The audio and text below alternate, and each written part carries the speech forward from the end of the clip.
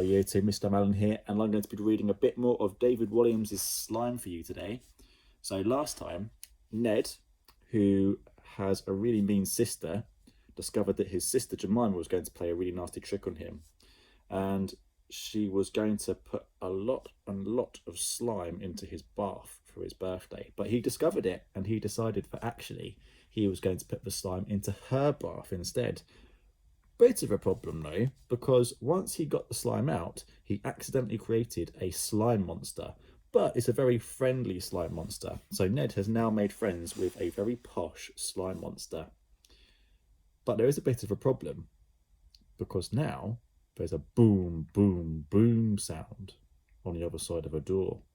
I wonder what it could be. Let's find out. I have a new friend called Ned, exclaimed Slime. And Slime? Yes, Ned? I want you to help me play a trick.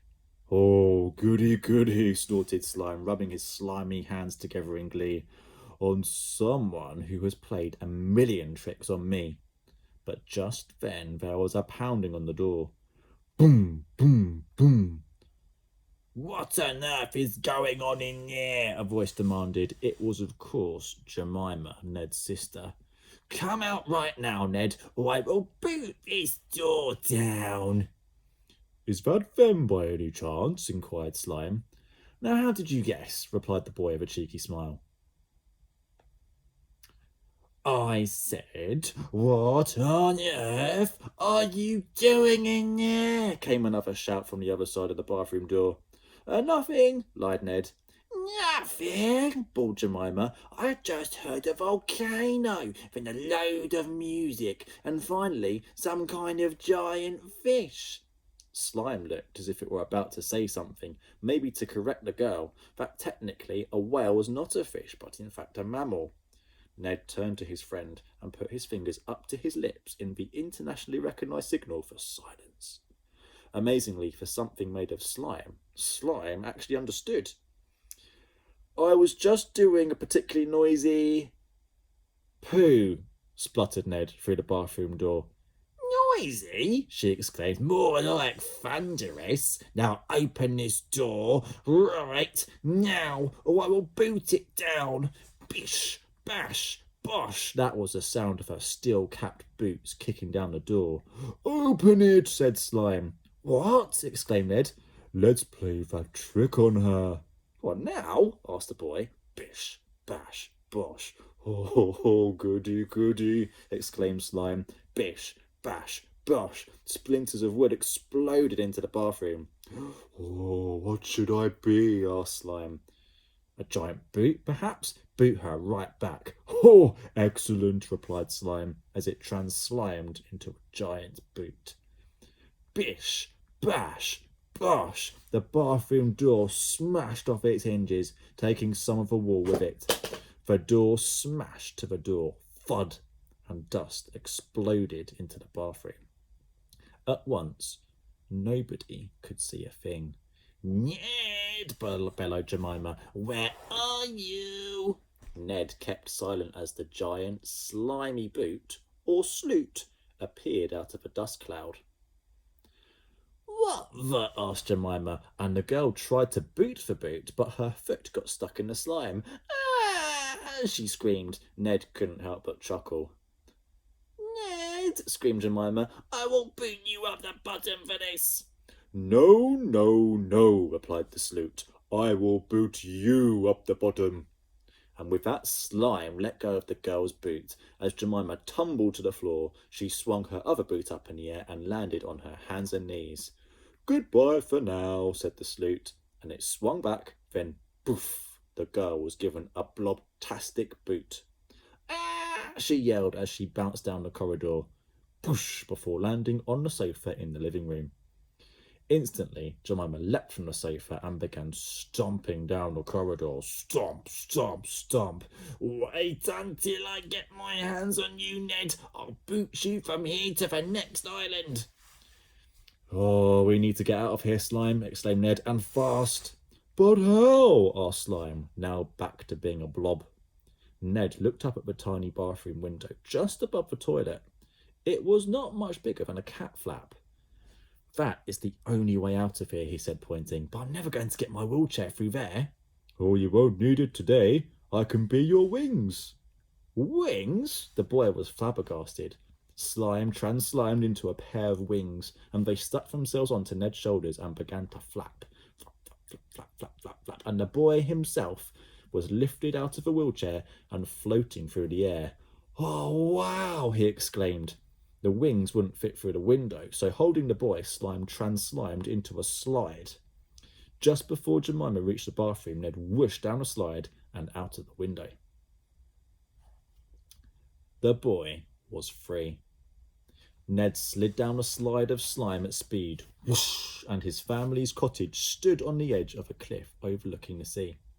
If the boy didn't stop sliding, he was going to be hurled off the edge to meet his end on the rugged rocks below.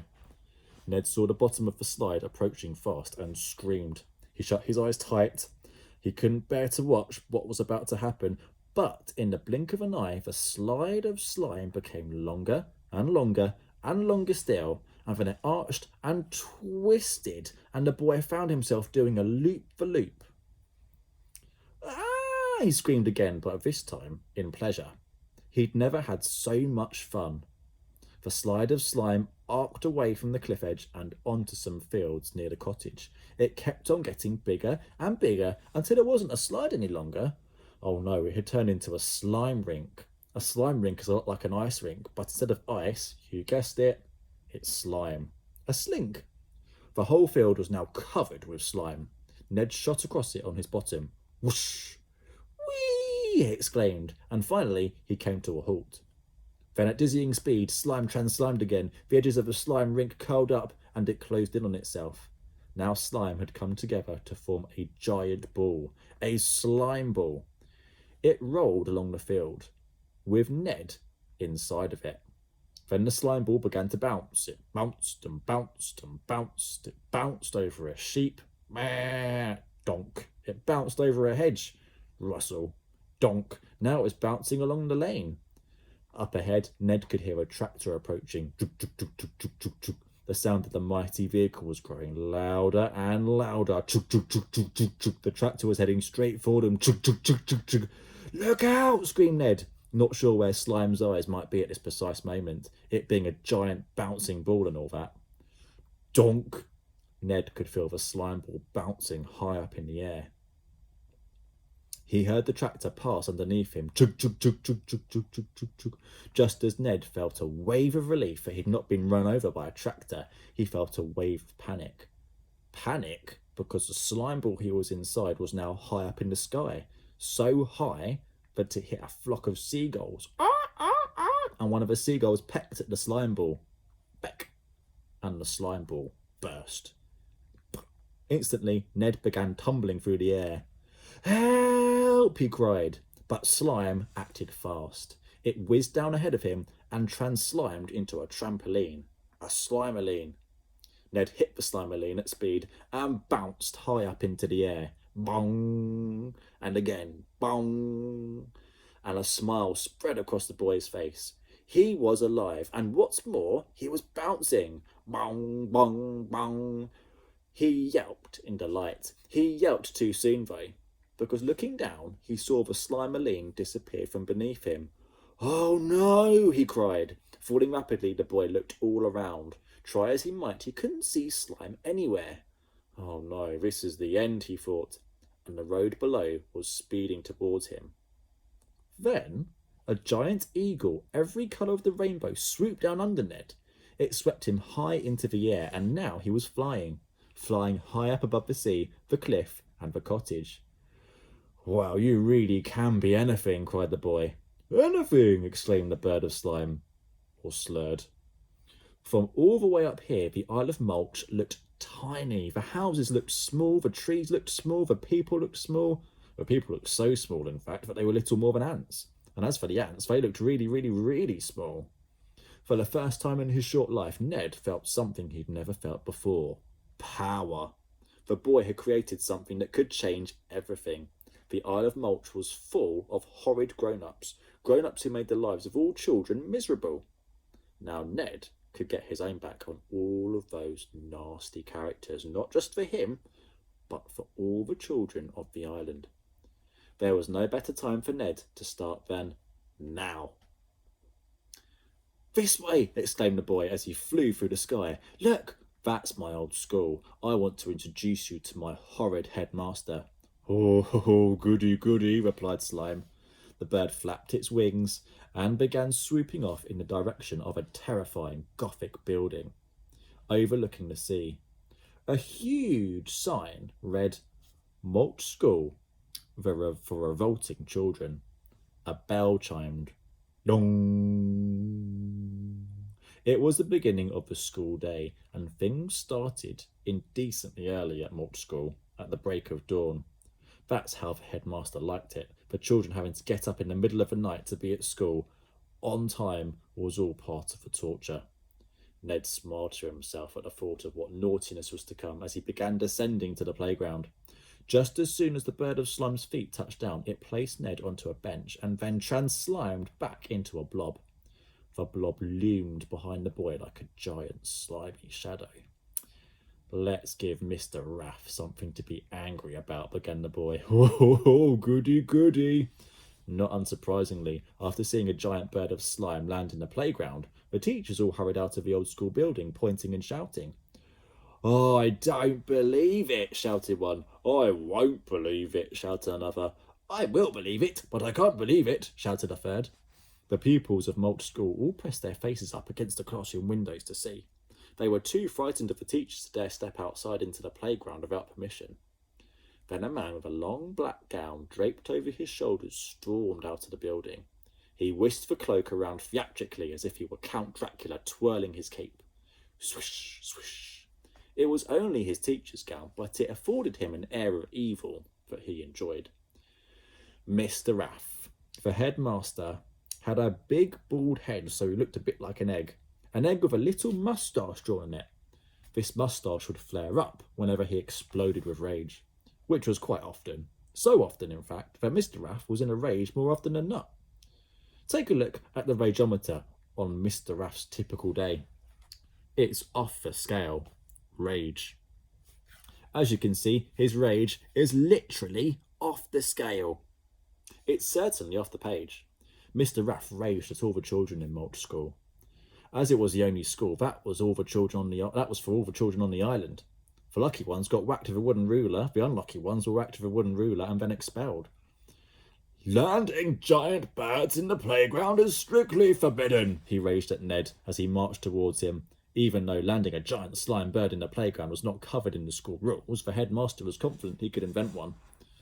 Mr. Raff had invented a long list of his own rules over his 30-year reign of terror at Malt School.